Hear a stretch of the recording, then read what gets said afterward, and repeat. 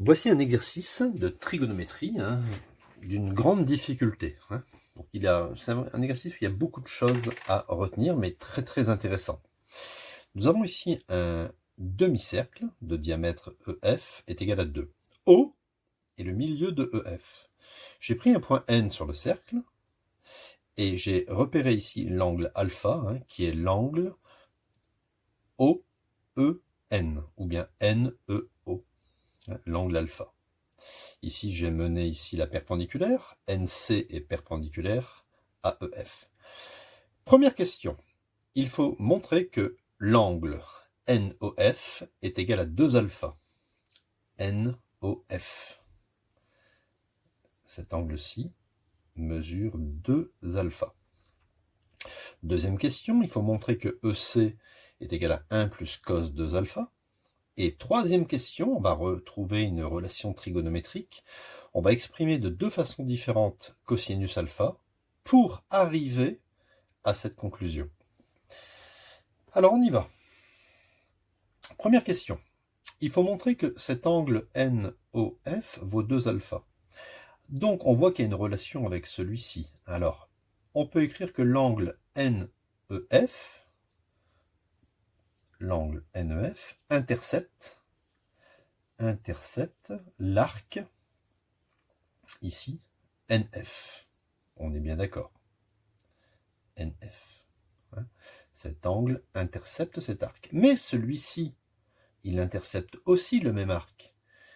Or, NOF intercepte aussi l'arc NF. Et étant donné que lui, il démarre du centre, on l'appelle l'angle au centre, eh bien il faut connaître le cours. L'angle au centre, NOF, vaut le double de celui qui n'est pas au centre, c'est-à-dire NEF. Et comme l'angle NEF, ou bien NEO, c'est pareil, c'est alpha, on vient de montrer que NOF était égal à 2 alpha. D'accord? Ici, on a un angle alpha. Ici, on a un angle 2 alpha. Et ces deux angles interceptent le même arc. Lui, c'est l'angle au centre. Donc voilà, on a déjà fait la première question. Maintenant, on attaque la deuxième question. Montrer que EC est égal à 1 plus cos 2 alpha. Tiens, il y a 2 alpha, il y a 2 alpha ici. Vous voyez, on fait un petit rapprochement. Donc, je vais écrire ce que c'est que EC. EC, c'est bien sûr EO plus OC.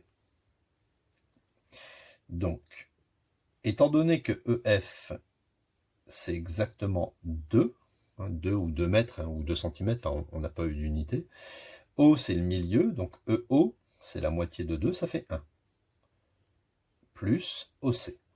Alors, il me manque OC. Je vais utiliser ici, alors je vais travailler dans le triangle OCN. Donc, je me mets dans le triangle OCN rectangle en C, on a. Et je vais faire un petit peu de trigonométrie. Je vais faire cosinus de cet angle-ci. Cosinus de cet angle, cosinus de alpha. On sait que le cosinus, c'est côté adjacent, donc le côté adjacent à l'angle, sur hypoténuse. Ça, c'est l'opposé, on n'en a pas besoin. Donc adjacent, justement, c'est celui que je cherche, sur hypoténuse ON, qui n'est rien d'autre que le rayon de ce demi-cercle qui fait 1. Donc ici, ON, ça fait 1. On peut donc en déduire, en ayant utilisé la formule du cosinus, finalement, étant donné que ça fait 1, que OC mesure simplement cosinus 2 alpha. On est bien d'accord. Et voilà, c'est terminé. OC, ça fait cosinus 2 alpha. J'ai bien réussi à montrer que EC était égal à 1 plus cos 2 alpha. Troisième question maintenant, qui va être beaucoup plus technique.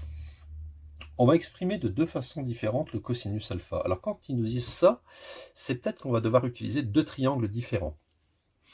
Alors, on regarde ici, alpha il est là. Vous voyez, ici on a déjà un premier triangle rectangle. Vous voyez, Donc je vais marquer dans le triangle ENC,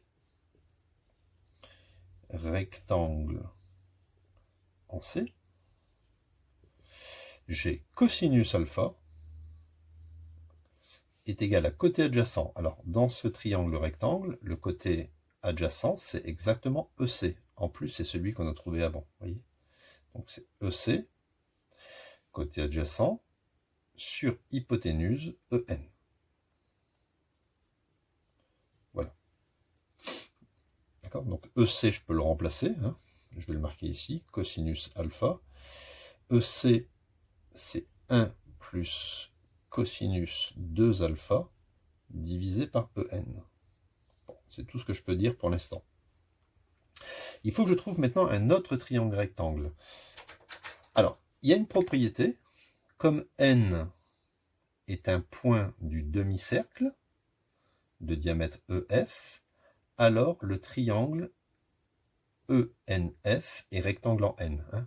Je ne vais pas l'écrire, mais vous devriez l'écrire le jour du concours. Vous dites simplement que comme N est un point, alors du cercle ou du demi-cercle, c'est pareil, est un point du demi-cercle de diamètre EF, alors il y a une propriété, c'est que ce triangle est rectangle. Donc je vais pouvoir faire de la trigonométrie dans, je vais le marquer ici, le triangle ENF,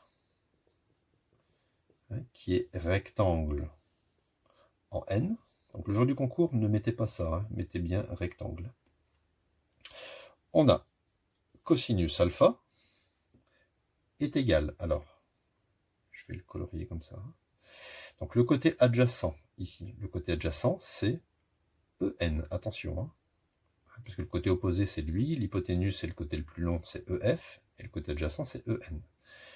Côté adjacent, divisé par hypoténuse, EF.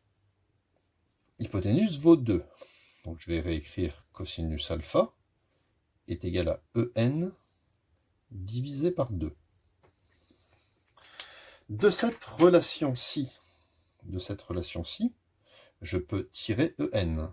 Hein, vous voyez, si je fais un produit en croix, je peux dire que EN, c'est 2 fois cos alpha. Ça, c'est un résultat provisoire. Et je vais remplacer EN par 2 cos alpha ici, puisque j'utilise les deux relations. Hein. Donc, j'obtiens cosinus alpha va être égal à 1 plus cosinus 2 alpha divisé par EN qui est égal à 2 cos alpha. Je vais faire un produit en croix. Donc cos alpha multiplié par 2 cos alpha va être égal à, alors ça fois 1, le fois 1 je ne l'écris pas, donc ça fait 1 plus cosinus 2 alpha.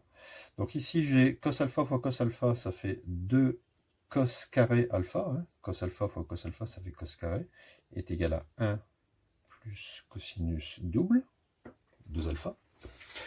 Et voilà, c'est fini, je n'ai plus qu'à diviser par 2 parce que là le 2 est multiplié. Donc le cosinus carré de mon angle est égal à 1 plus cosinus 2 alpha sur 2.